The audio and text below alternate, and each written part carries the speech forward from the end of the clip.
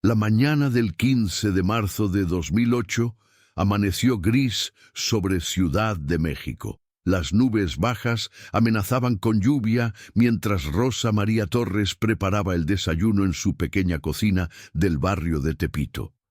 El aroma del café recién hecho se mezclaba con el sonido de las tortillas calentándose en el comal.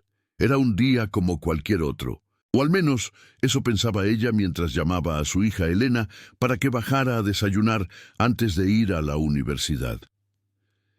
Elena Torres tenía 23 años y cursaba el último año de psicología en la Universidad Nacional Autónoma de México. Era una joven brillante, de cabello largo y oscuro, ojos expresivos que reflejaban una curiosidad insaciable por entender la mente humana. Desde pequeña había mostrado una sensibilidad especial hacia los problemas de los demás, siempre dispuesta a escuchar y ayudar a quien lo necesitara. Su madre solía decir que había nacido con un don para comprender el dolor ajeno, algo que la hacía especial, pero también vulnerable. Antes de continuar con esta historia que te mantendrá en suspenso hasta el final, te invito a suscribirte al canal y dejarnos un comentario diciéndonos desde dónde nos estás viendo. Tu apoyo nos ayuda a seguir trayéndote estas historias reales que nos tocan el corazón.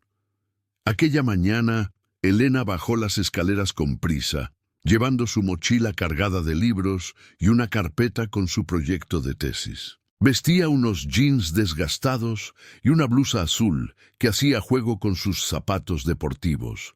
Su rostro mostraba esa mezcla de cansancio y determinación que caracteriza a los estudiantes en época de exámenes finales. «Mamá, solo tomaré un café. Tengo que llegar temprano a la biblioteca», dijo Elena mientras se servía el líquido humeante en un vaso térmico. Rosa María la miró con esa expresión que solo las madres saben dar, una mezcla de orgullo y preocupación constante. «Al menos llévate unos tacos, hija. No puedes estudiar con el estómago vacío», insistió Rosa María, envolviendo rápidamente 3 tacos de frijoles en papel aluminio. Elena aceptó con una sonrisa, besó la frente de su madre y salió por la puerta. Eran las 7:15 de la mañana. Fue la última vez que Rosa María vio a su hija con vida, o al menos eso creería durante los siguientes 12 años. El trayecto de la casa de Elena hasta la universidad tomaba aproximadamente 45 minutos en transporte público. Primero, debía caminar 3 cuadras hasta la parada del camión que la llevaría a la estación del Metro Hidalgo, y de ahí tomar la línea 3 hasta Ciudad Universitaria. Era una ruta que había hecho cientos de veces, tan familiar que podía hacerla casi con los ojos cerrados. Pero ese día algo cambiaría el curso de su vida para siempre. Según los testimonios recogidos posteriormente por la policía, Elena fue vista por última vez subiendo al camión a las 7:30 de la mañana. El conductor, un hombre llamado Héctor Maldonado, que llevaba 15 años en esa ruta, recordaba perfectamente a la joven. Era una muchacha educada, siempre saludaba al subir, declaró días después cuando comenzó la investigación. Ese día subió como siempre, pagó su boleto y se fue hasta el fondo del camión.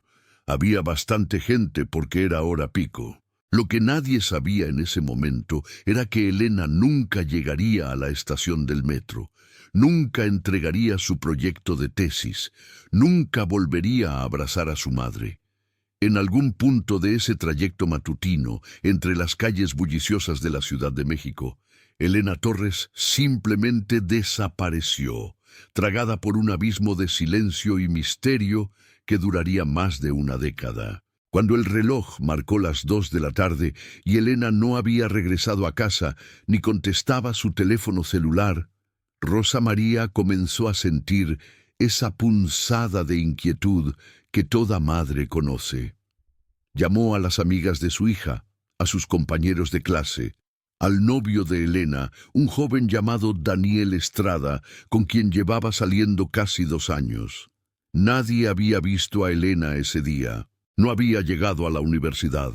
No había respondido mensajes ni llamadas. A las 6 de la tarde, Rosa María ya había perdido la compostura. Sus manos temblaban mientras marcaba por 30ª vez el número de su hija, escuchando una y otra vez el tono de llamada que nadie contestaba. Su esposo, Miguel Torres, un mecánico que trabajaba en un taller cercano, llegó a casa y encontró a su esposa al borde del colapso. Sin perder tiempo, ambos se dirigieron a la delegación de policía más cercana para reportar la desaparición. El agente que los atendió, un hombre de mediana edad con el uniforme arrugado y una expresión de hastío en el rostro, apenas levantó la vista de sus papeles cuando Rosa María comenzó a explicar desesperadamente que su hija había desaparecido. «Señora, tiene que esperar 24 horas para reportar una desaparición», dijo con un tono mecánico que evidenciaba que había repetido esa frase miles de veces. A esa edad, las muchachas a veces se van con el novio o con las amigas y no avisan. Seguro mañana aparece. Miguel Torres golpeó el escritorio con la palma de la mano, haciendo saltar varios papeles. «Mi hija no es así. Algo le pasó. Tiene que ayudarnos ahora, no dentro de 24 horas. Exigió con la voz temblorosa pero firme. El agente suspiró, claramente molesto por la insistencia, pero finalmente sacó un formulario y comenzó a tomar los datos. Nombre completo: Elena María Torres Sánchez. Edad: 23 años. Estatura: 1,65 m. Cabello negro largo hasta media espalda. Ojos cafés. Vestía jeans y blusa azul. Última vez vista, alrededor de las 7:30 de la mañana subiendo a un camión de transporte público. Los días siguientes fueron un infierno para la familia Torres. Rosa María no comía, apenas dormía. Pasaba las horas pegando carteles con la foto de Elena en cada poste, en cada pared disponible del barrio. «¿Has visto a esta joven? Desaparecida desde el 15 de marzo», decían los volantes en letras grandes. Miguel recorría las calles, mostrando la foto a cualquiera que quisiera verla, preguntando una y otra vez si alguien había visto algo, cualquier cosa que pudiera darles una pista.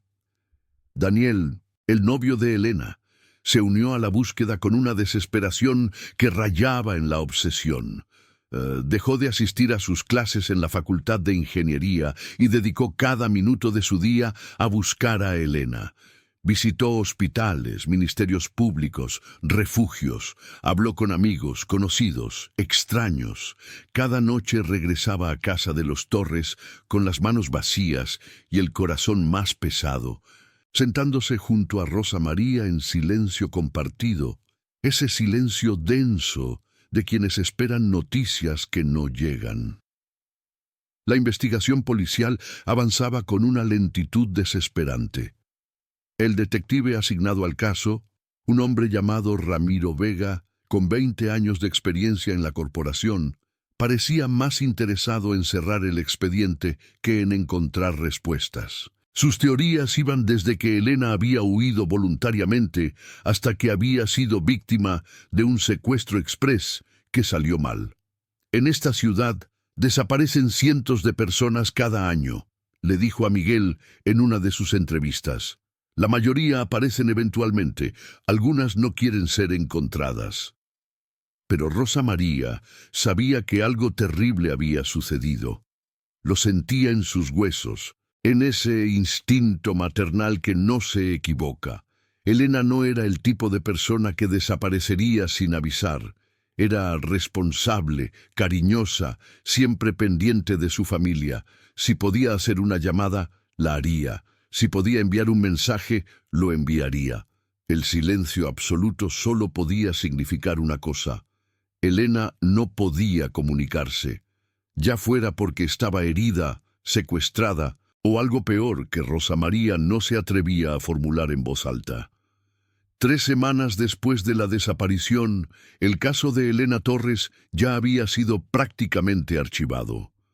No había testigos confiables, no había pistas sólidas, no había evidencia de un crimen.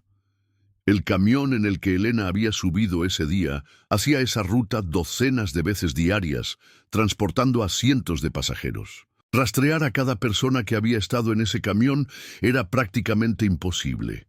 Las cámaras de seguridad de las calles por donde pasaba la ruta eran escasas y de mala calidad, y las pocas que existían no habían captado nada útil. Rosa María no se rindió. Convirtió su casa en un centro de operaciones improvisado. En las paredes de la sala colgó un mapa grande de la Ciudad de México, donde marcaba con alfileres rojos cada lugar donde Elena había sido vista o donde alguien creía haberla visto. Creó un grupo en Internet donde compartía información sobre la desaparición, recibiendo cientos de mensajes de apoyo, pero ninguna pista real. Organizó marchas junto a otras madres que también buscaban a sus hijos desaparecidos, llevando pancartas con las fotos de sus seres queridos, exigiendo justicia, exigiendo que las autoridades hicieran su trabajo. Miguel seguía trabajando en el taller durante el día, pero había perdido 20 kilos y parecía haber envejecido 10 años en solo unos meses. Por las noches, él y Rosa María se sentaban en el cuarto de Elena, rodeados de sus cosas, sus libros, su ropa, tratando de encontrar consuelo en los objetos que aún guardaban el aroma de su hija. A veces pasaban horas en silencio, simplemente estando juntos en su dolor. Otras veces, Rosa María lloraba hasta quedarse sin lágrimas mientras Miguel la abrazaba, incapaz de ofrecer palabras de consuelo porque él tampoco las tenía. Daniel dejó de visitarlos después de 6 meses. No porque hubiera dejado de importarle Elena, sino porque el dolor era demasiado intenso. Ver a Rosa María y a Miguel era ver reflejado su propio sufrimiento multiplicado, y no podía soportarlo. Se graduó de ingeniería un año después, pero nunca celebró. Consiguió trabajo en una empresa de construcción y trató de seguir adelante con su vida, aunque una parte de él siempre permanecería atrapada en aquel 15 de marzo de 2008, esperando a una chica de ojos cafés que nunca volvió. Los años pasaron con una crueldad implacable. 2009, 2010, 2011. Cada cumpleaños de Elena era una tortura renovada. Rosa María preparaba el pastel favorito de su hija, de chocolate con fresas, y lo dejaba en la mesa con velas encendidas, esperando un milagro que nunca llegaba. Miguel dejó de celebrar su propio cumpleaños, los aniversarios, las navidades. Todo le parecía una ofensa a la memoria de su hija, una traición celebrar cuando ella estaba perdida en algún lugar desconocido. La casa de los Torres se convirtió en un santuario dedicado a Elena. Su habitación permanecía exactamente como ella la había dejado aquella mañana de marzo. La cama estaba hecha, sus libros ordenados en el estante, su ropa colgada en el closet. Rosa María entraba todos los días a limpiar el polvo, a asegurarse de que todo estuviera perfecto para cuando Elena regresara. Porque ella regresaría, tenía que regresar. Rosa María se aferraba a esa esperanza con la fuerza de quien no tiene nada más a que aferrarse. El detective Vega se retiró de la policía en 2012 sin haber resuelto el caso. En su última conversación con Miguel, admitió con algo parecido a la vergüenza que probablemente nunca sabrían qué le había pasado a Elena. «Lo siento», dijo simplemente, y esas 2 palabras contenían el peso de 4 años de frustración e incompetencia.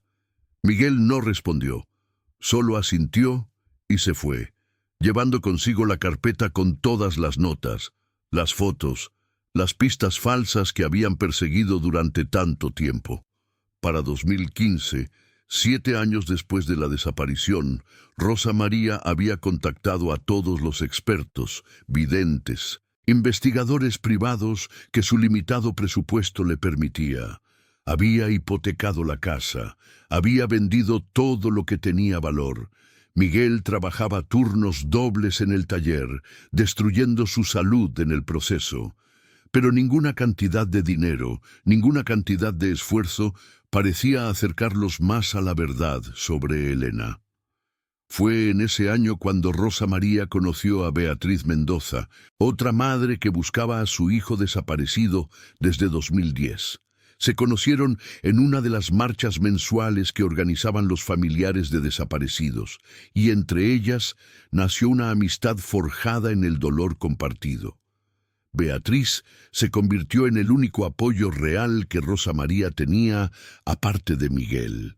Era la única persona que entendía realmente lo que significaba vivir en ese limbo interminable, en ese estado de duelo permanente por alguien que no estaba muerto, pero tampoco estaba vivo. Al menos, no en el mundo al que ellas tenían acceso. No podemos rendirnos, le decía Beatriz a Rosa María en esas noches oscuras, cuando la desesperanza amenazaba con ahogarla. Mientras no tengamos un cuerpo, mientras no tengamos pruebas definitivas, hay esperanza. Nuestros hijos están en algún lugar, y nosotras somos su única voz. No podemos callarnos. Y Rosa María asentía, secándose las lágrimas, renovando su determinación para un día más de búsqueda, un día más de espera.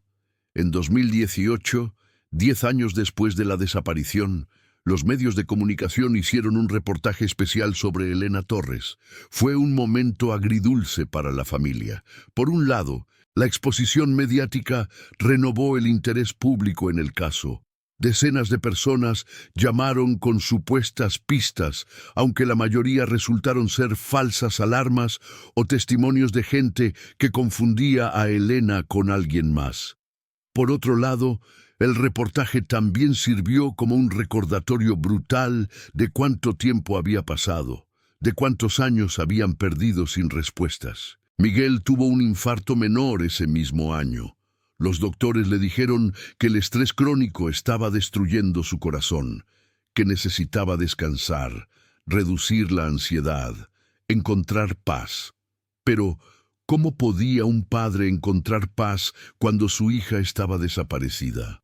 ¿Cómo podía descansar cuando cada minuto de cada día se preguntaba dónde estaba Elena, si estaba viva, si estaba sufriendo, si pensaba en ellos tanto como ellos pensaban en ella? Rosa María se convirtió en una figura reconocida en los círculos de activismo por los derechos de los desaparecidos. Daba charlas en universidades, participaba en programas de radio, escribía artículos para periódicos locales. Su mensaje era siempre el mismo. Cada persona desaparecida tiene una familia que sufre, una historia que merece ser contada, un caso que merece ser investigado con seriedad. Hablaba no solo de Elena, sino de todos los desaparecidos de México, de las miles de familias que vivían en el mismo infierno que ella. Para 2020, 12 años después de aquella mañana de marzo, Rosa María había envejecido dramáticamente. Su cabello, que antes era negro como el de su hija, ahora era completamente blanco. Su rostro mostraba líneas profundas de sufrimiento, surcos tallados por años de lágrimas y noches sin dormir. Pero sus ojos, esos ojos que habían visto tanta oscuridad, aún brillaban con una determinación férrea. No se rendiría, no podía rendirse. Fue en septiembre de ese año cuando recibió una llamada que cambiaría todo. Era de la Policía Federal, de un departamento diferente al que había manejado el caso original de Elena. Una investigadora llamada Sofía Ramírez, joven pero con reputación de ser tenaz y meticulosa, le pidió a Rosa María que fuera a sus oficinas. «Tenemos algo que necesita ver», dijo simplemente, sin dar más detalles por teléfono. Rosa María y Miguel llegaron a las oficinas al día siguiente, con el corazón latiendo tan fuerte que podía escucharse en el silencio de la sala de espera. La investigadora Ramírez los recibió con una expresión seria, llevándolos a una pequeña oficina llena de archivos y pantallas de computadora. «Hace 3 semanas», comenzó a explicar, arrestamos a una red de trata de personas que operaba en varios estados del país. Era una operación grande, coordinada. Rescatamos a 32 mujeres que estaban siendo explotadas.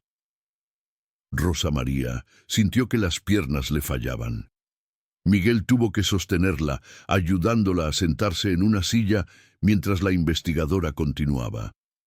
Durante los interrogatorios y la revisión de evidencia, encontramos grabaciones de cámaras de seguridad de uno de los lugares donde mantenían a las víctimas. Las grabaciones son de 2016, hace 4 años, y en una de ellas, Ramírez hizo una pausa, buscando las palabras correctas. Creemos que vimos a su hija. El mundo de Rosa María se detuvo. Durante 12 años había imaginado este momento de 1000 maneras diferentes, pero ahora que estaba aquí, descubrió que no estaba preparada, no podía estar preparada para algo así.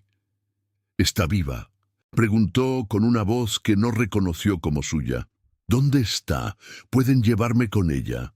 La investigadora movió la cabeza lentamente. Necesito que entienda que esta grabación es de hace 4 años. No sabemos dónde está Elena ahora, si es que la mujer del video es realmente ella. Necesitamos que identifique si es su hija antes de poder proceder. Y debo advertirle que lo que va a ver será difícil.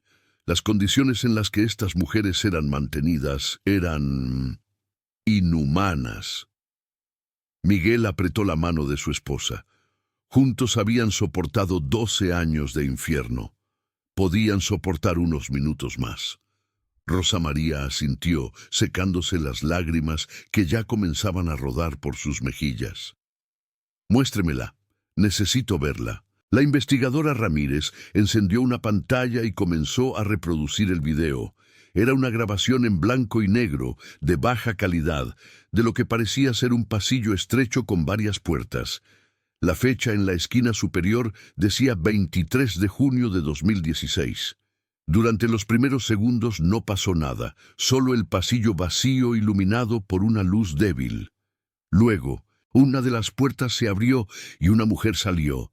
Rosa María se levantó de la silla tan rápido que la tiró hacia atrás. Sus manos volaron a su boca, conteniendo un grito. Ahí, en esa pantalla granulada, estaba su hija. Estaba más delgada, mucho más delgada. Su cabello, que antes le llegaba a media espalda, ahora estaba corto y descuidado. Caminaba encorvada, como si cargara un peso invisible sobre los hombros. Pero era ella. Rosa María conocía cada línea de ese rostro, cada detalle de ese cuerpo que ella misma había traído al mundo. Era Elena, su Elena. En el video, Elena caminaba lentamente por el pasillo, mirando hacia el suelo. No había sonido, pero podían ver que sus labios se movían, como si estuviera hablando consigo misma o rezando. Llevaba ropa holgada y sucia. Sus pies estaban descalzos. Después de unos segundos, otra puerta se abrió y un hombre apareció, gritándole algo. Elena se encogió, retrocediendo contra la pared. El hombre se acercó, agarrándola del brazo bruscamente y arrastrándola de regreso hacia una de las habitaciones. La puerta se cerró y el pasillo volvió a quedar vacío. El video terminó. Rosa María estaba llorando tan fuerte que todo su cuerpo temblaba. Miguel la abrazó. Él también llorando. Ambos sobrepasados por una mezcla caótica de alivio, horror, tristeza y rabia. Elena había estado viva al menos hasta 2016. 8 años después de su desaparición, su hija había estado ahí, en algún lugar, siendo mantenida contra su voluntad, sufriendo de formas que Rosa María no podía ni quería imaginar. ¿Dónde es esto?, preguntó Miguel cuando finalmente pudo hablar. ¿Dónde estaba mi hija? ¿Quién la tenía? ¿Por qué no la rescataron entonces? La investigadora Ramírez explicó con paciencia profesional, aunque su voz delataba su propia frustración con el sistema. Esta grabación fue encontrada en una propiedad en Puebla que la red de trata usaba como uno de sus centros de operaciones. Pero para 2020, cuando hicimos el operativo, ese lugar ya estaba abandonado. Habían movido su operación. Las 32 mujeres que rescatamos estaban en diferentes ubicaciones, ninguna en ese lugar específico de la grabación. Rosa María sintió que el alivio inicial de saber que Elena había estado viva se convertía en una nueva agonía. 4 años habían pasado desde ese video, 4 años en los que cualquier cosa podía haber sucedido. «Tienen que encontrarla», suplicó, agarrando el brazo de la investigadora. «Ahora sabemos que estaba en manos de esta red. Alguien debe saber dónde está. Los hombres que arrestaron tienen que hacerlos hablar. Por favor». Ramírez asintió, su rostro mostrando determinación. «Ya estamos trabajando en eso. Hemos interrogado a todos los detenidos. Algunos han cooperado, otros no. Pero tenemos nombres, ubicaciones, pistas.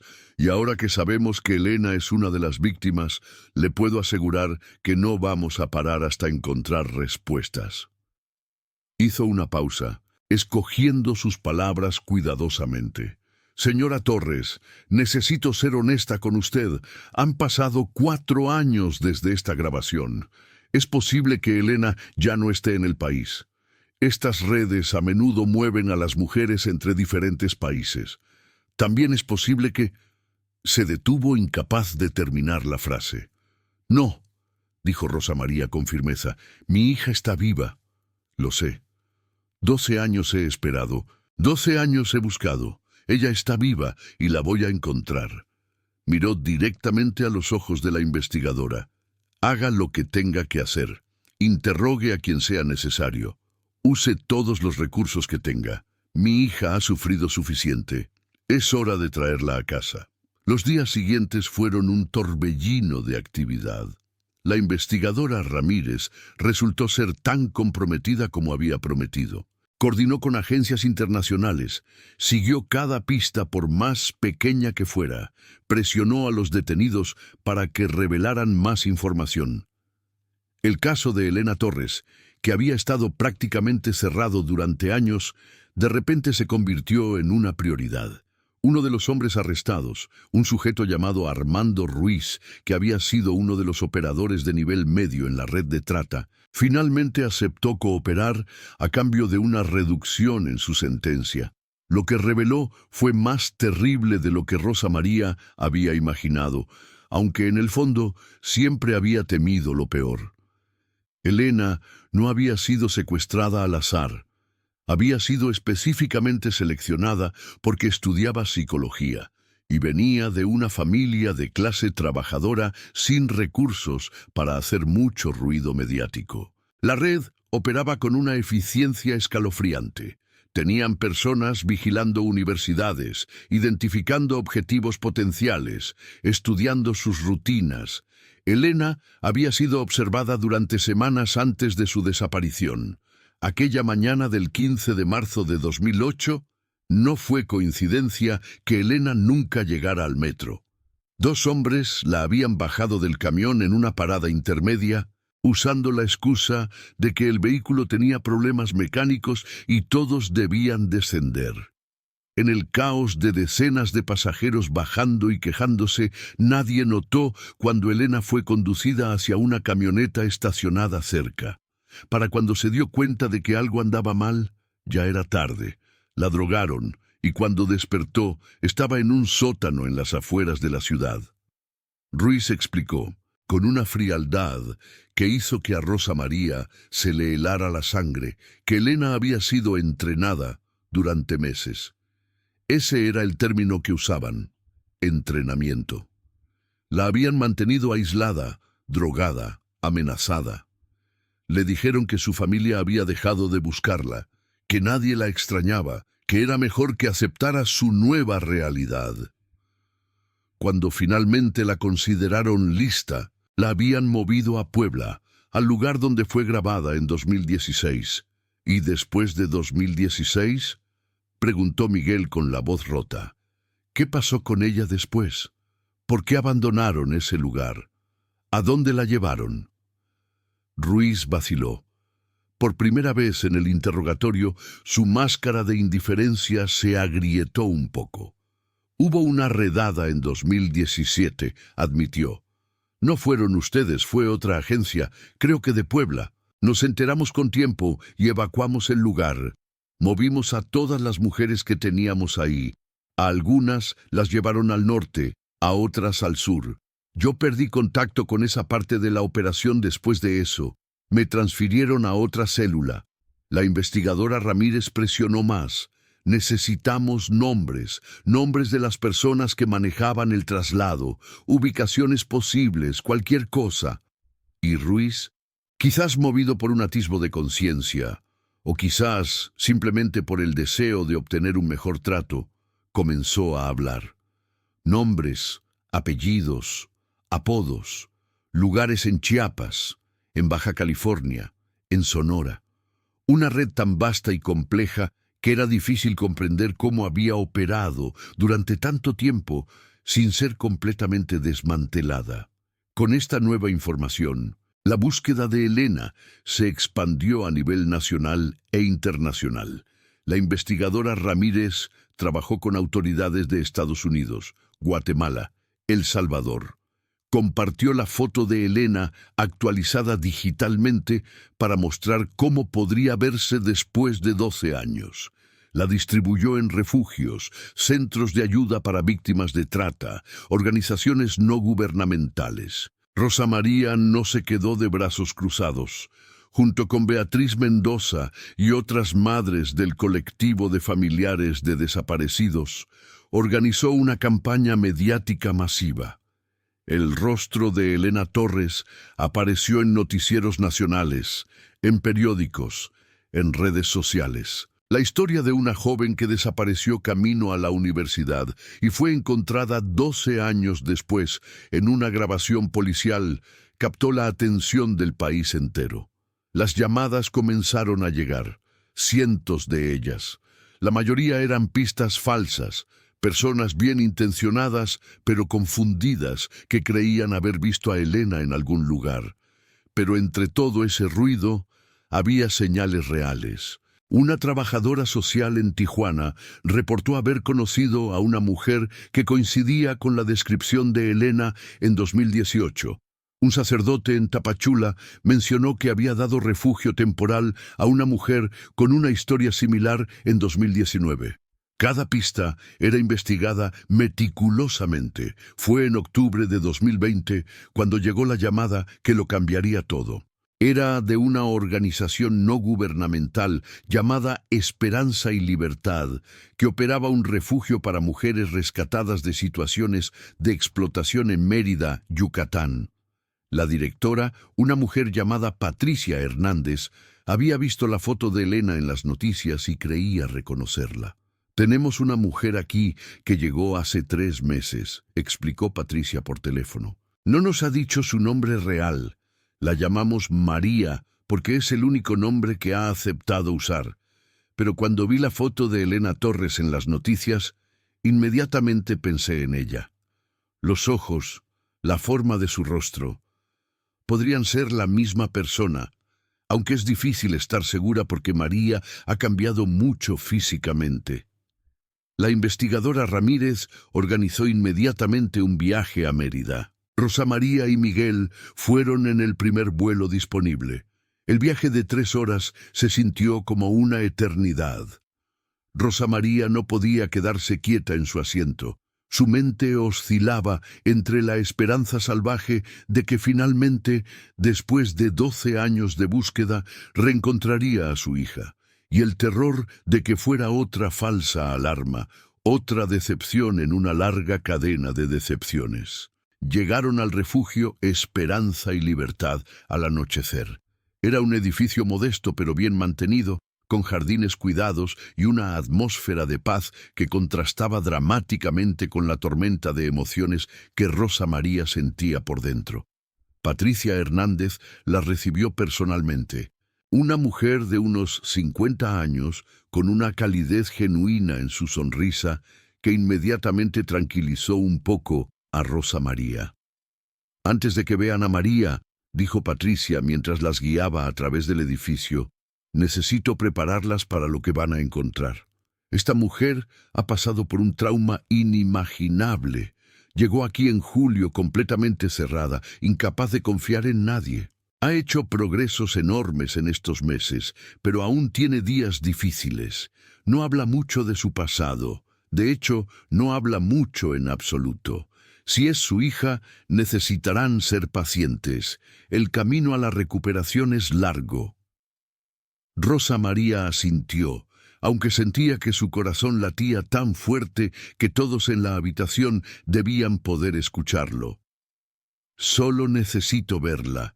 Solo necesito saber si es ella. Patricia las llevó a un patio interno, donde varias mujeres estaban sentadas en pequeños grupos, algunas hablando en voz baja, otras simplemente disfrutando del aire fresco de la tarde. En un rincón apartado, sentada sola en una banca bajo un árbol de bugambilia, había una mujer. Tenía el cabello hasta los hombros, ahora con algunas canas prematuras.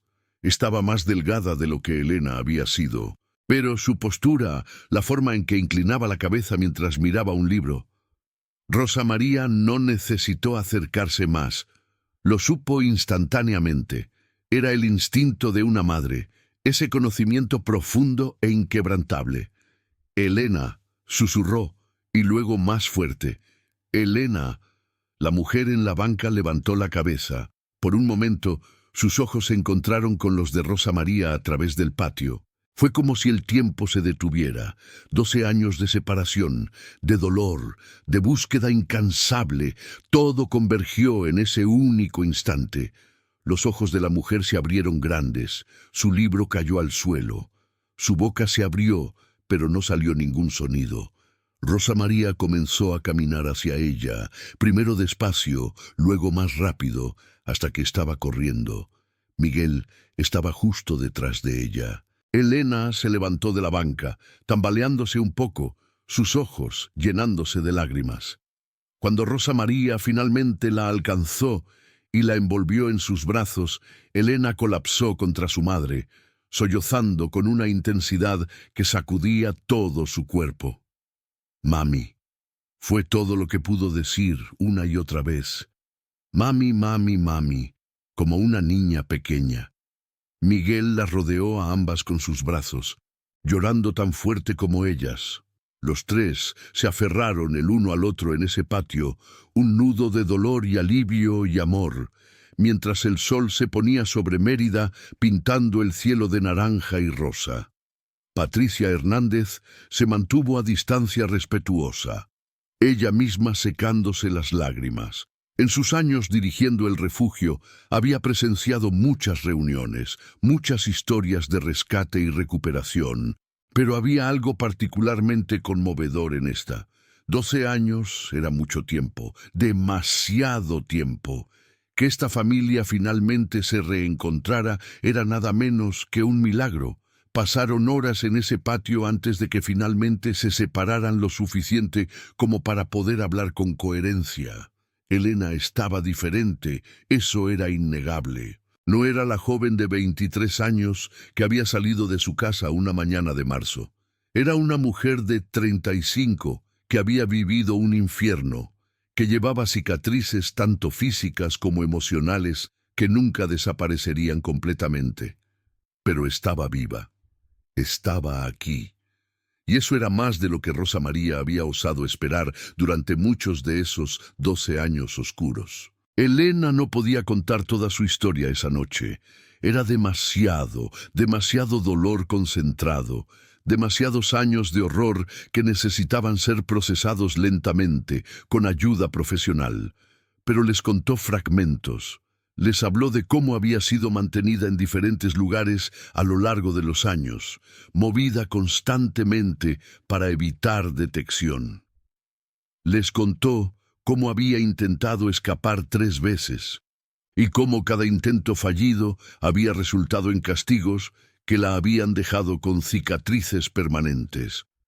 Les contó cómo había sobrevivido aferrándose a los recuerdos de su familia, recordando el rostro de su madre, la voz de su padre, imaginando el día en que finalmente sería libre.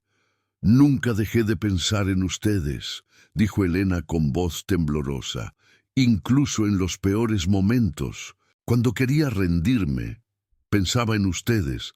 Sabía que me estaban buscando, sabía que no se habían olvidado de mí. Miró a su madre con ojos llenos de una mezcla de dolor y gratitud. Nunca perdí la esperanza de que algún día nos volveríamos a ver. Rosa María la abrazó aún más fuerte. Nunca dejamos de buscarte, ni un solo día. Tu papá y yo recorrimos cada rincón de este país buscándote. Y aquí estás. Finalmente estás aquí. Las lágrimas corrían por su rostro, pero ahora eran lágrimas de alivio, de alegría mezclada con la tristeza de todo lo que su hija había sufrido. Elena les contó que había llegado al refugio en Mérida después de ser rescatada en un operativo policial en Cancún. Sí, había sido parte de un grupo de 8 mujeres que habían sido encontradas en una casa que funcionaba como centro de explotación sexual. En el caos del rescate, Elena había estado tan traumatizada, tan desconectada de la realidad, que no había podido darle información coherente a las autoridades. Le habían preguntado su nombre, de dónde era, si tenía familia, pero las palabras no habían podido salir de su boca. Era como si su mente hubiera construido un muro para protegerse del dolor, y ese muro también bloqueaba su capacidad de comunicarse. Patricia Hernández y su equipo, en Esperanza y Libertad, habían trabajado pacientemente con ella durante 3 meses. Terapia individual, terapia grupal, actividades diseñadas para ayudarla a reconectar con su sentido de sí misma. Lentamente, Elena había comenzado a abrirse. Había empezado a participar en las actividades del refugio, a interactuar con las otras mujeres, a recordar que había vida más allá del horror que había experimentado. Pero cuando vio las noticias sobre su propia desaparición, cuando vio el rostro de su madre suplicando por información, algo en ella se había roto y sanado al mismo tiempo. La amnesia emocional que la había protegido durante esos 3 meses en el refugio se había disipado. De repente recordó todo: su nombre completo, su dirección en Tepito, el día de su desaparición, su familia. Había corrido a buscar a Patricia, llorando histéricamente, diciéndole que sabía quién era, que su madre la estaba buscando, que necesitaba contactarla inmediatamente. Cuando Patricia me dijo que ustedes venían, continuó Elena, no podía creerlo. Pensé que tal vez estaba soñando, o que mi mente me estaba jugando una broma cruel. He tenido tantos sueños durante estos años donde los volvía a ver, donde estaba de vuelta en casa, solo para despertar y darme cuenta de que seguía atrapada. Su voz se quebró. Pero esta vez es real. Ustedes están realmente aquí. Los siguientes días fueron un proceso delicado de reunificación. Elena no podía simplemente volver a casa inmediatamente. Patricia Hernández y la psicóloga del refugio, la doctora Carmen Ruiz, explicaron que Elena necesitaba continuar con su tratamiento, que mudarse abruptamente podría ser contraproducente para su recuperación. La doctora Ruiz, una mujer de unos 40 años con una voz suave y un manejo experto de trauma, se reunió con toda la familia para explicarles qué esperar. Elena ha experimentado trauma complejo prolongado, explicó la doctora Ruiz. 12 años de cautiverio, de abuso, de vivir en constante miedo, han dejado marcas profundas en su psique. Físicamente está mejorando. Hemos tratado las infecciones, la desnutrición, las lesiones. Pero psicológicamente la recuperación será un proceso mucho más largo. Va a haber días buenos y días malos. Va a haber momentos de progreso y momentos de retroceso. Y ustedes, como familia, necesitan estar preparados para acompañarla en ese proceso con paciencia y comprensión. Rosa María y Miguel escucharon atentamente, tomando notas, haciendo preguntas. Querían entender todo lo que pudieran para poder ayudar a su hija de la mejor manera posible. La doctora Ruiz les habló del trastorno de estrés postraumático, de los flashbacks, de las crisis de ansiedad. Les explicó que Elena tendría dificultad para confiar en las personas, especialmente en los hombres, y que ciertos estímulos, un olor particular, un sonido, incluso ciertas palabras, podrían desencadenar reacciones intensas. ¿Podrá alguna vez volver a ser la persona que era antes?, preguntó Miguel con voz temblorosa, aunque en el fondo ya conocía la respuesta. La doctora Ruiz negó suavemente con la cabeza. Elena nunca volverá a ser exactamente quien era a los 23 años. Esa joven que iba a la universidad, que tenía sueños de convertirse en psicóloga, ya no existe. Pero puede convertirse en una nueva versión de sí misma, una versión que integre estas experiencias terribles en una narrativa de sobrevivencia y eventual recuperación. Con el apoyo adecuado, con amor, con terapia continua, Elena puede tener una vida plena y significativa. Solo será diferente de la vida que habría tenido. Se decidió que Elena permanecería en el refugio durante 3 meses más mientras continuaba su tratamiento intensivo.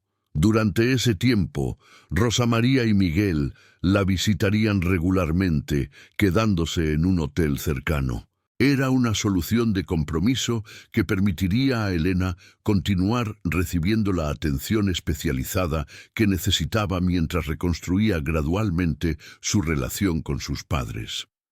Las visitas eran tanto alegres como desgarradoras. Elena y su madre pasaban horas juntas, a veces simplemente sentadas en silencio, tomadas de la mano, otras veces compartiendo recuerdos de antes de la desaparición. Rosa María le contó a Elena sobre todos los años de búsqueda, sobre las marchas, los carteles, las noches sin dormir.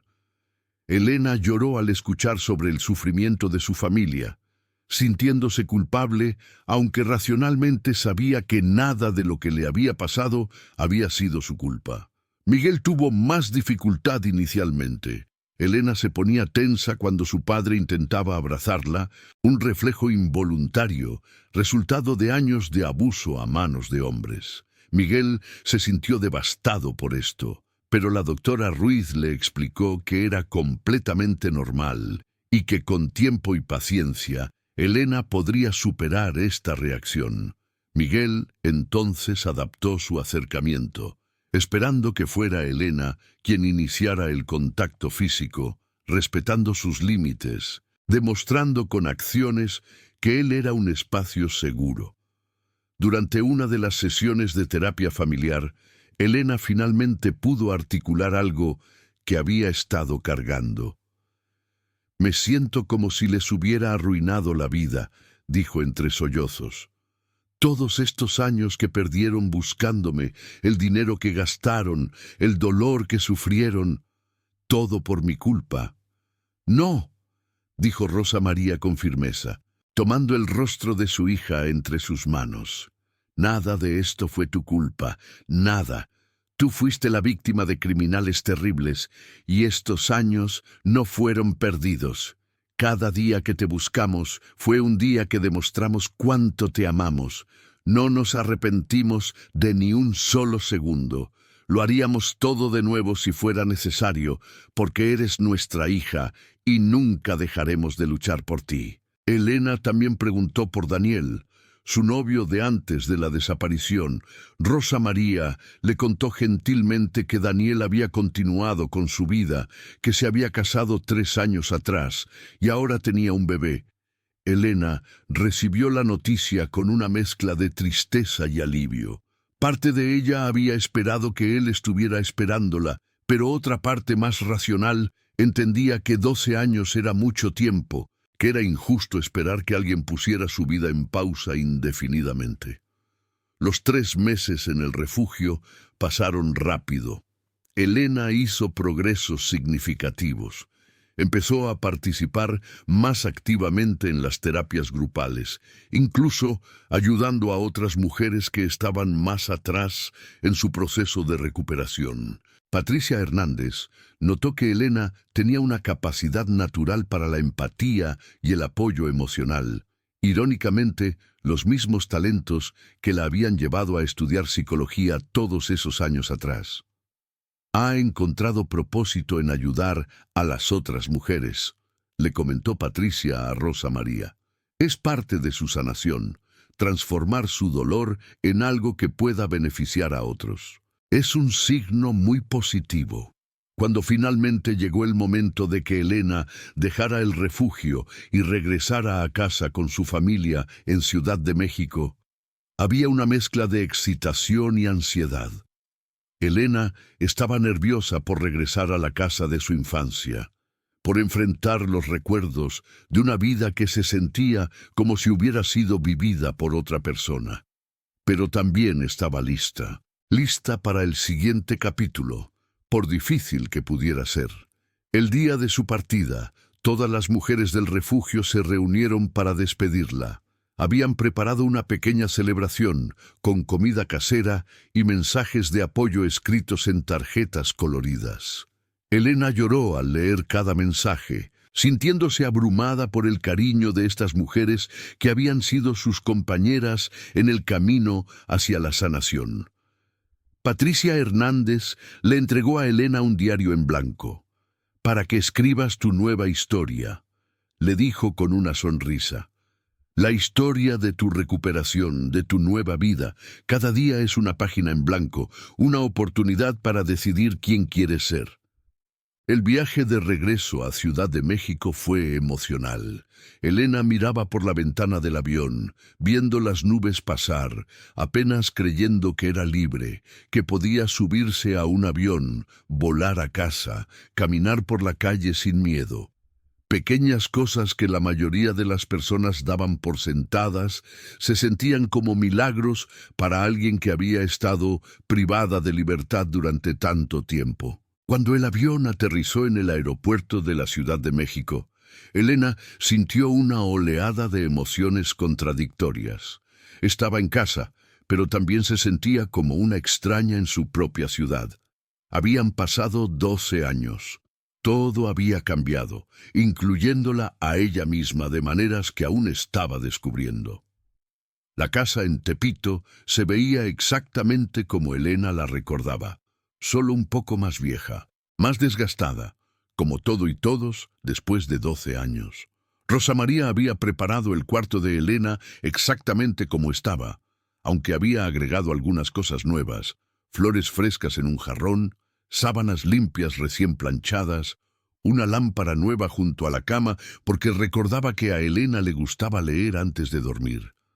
Elena entró a su habitación y se quedó parada en el umbral, simplemente mirando. Ahí estaban sus libros de psicología en el estante, sus pósters en las paredes, su ropa de hacía 12 años aún colgada en el closet. Era como una cápsula del tiempo, preservada perfectamente. Se acercó al estante y tomó uno de sus libros de texto, pasando los dedos por la cubierta gastada. En la primera página, con su letra de hace 12 años, había escrito su nombre. Elena María Torres Sánchez, Psicología, 4º año. No sabía si debía cambiar algo o dejarlo así, dijo Rosa María desde la puerta, su voz teñida de incertidumbre. Quería que sintieras que este era tu espacio, tu hogar. Elena se volteó hacia su madre con lágrimas en los ojos. Está perfecto, mamá. Gracias por esperar. Gracias por nunca rendirte. Los primeros meses de vuelta en casa fueron un desafío constante. Elena continuó con terapia intensiva, ahora con un psicólogo especializado en trauma en la Ciudad de México.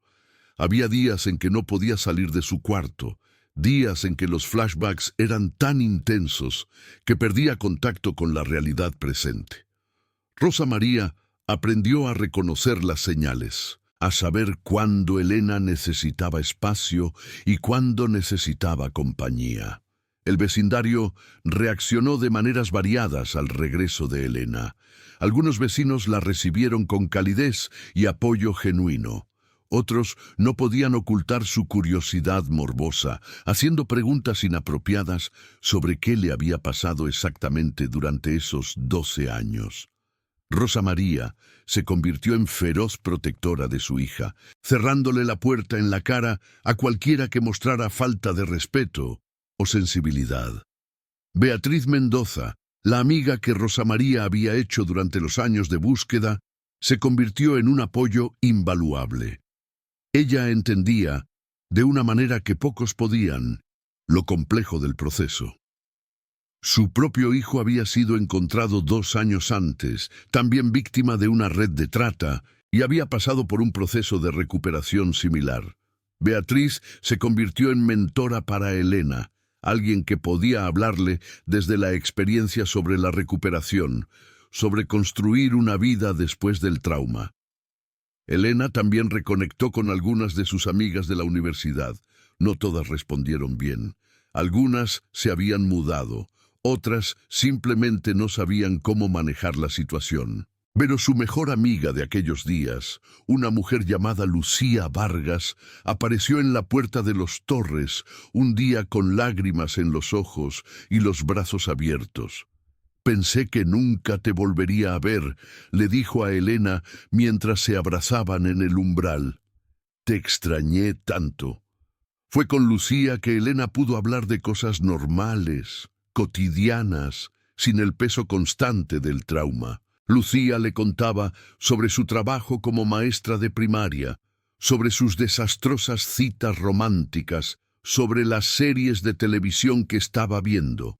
Y aunque Elena a menudo se sentía como si estuviera escuchando historias de otro planeta, tan alejadas estaban estas experiencias normales de su propia realidad, apreciaba estos momentos de normalidad prestada. 6 meses después de su regreso, Elena tomó una decisión importante. Quería terminar su carrera de psicología. Habían pasado 12 años, su tesis estaba desactualizada, tendría que tomar clases de actualización, pero quería hacerlo. Sentía que era una forma de recuperar algo de lo que le habían robado, de demostrar que no estaba completamente rota, que aún podía perseguir sueños. La universidad fue sorprendentemente comprensiva. El decano de la Facultad de Psicología, un hombre llamado Dr. Héctor Mondragón, se reunió personalmente con Elena para discutir sus opciones. «Su caso es único», le dijo con gentileza, «pero también es inspirador.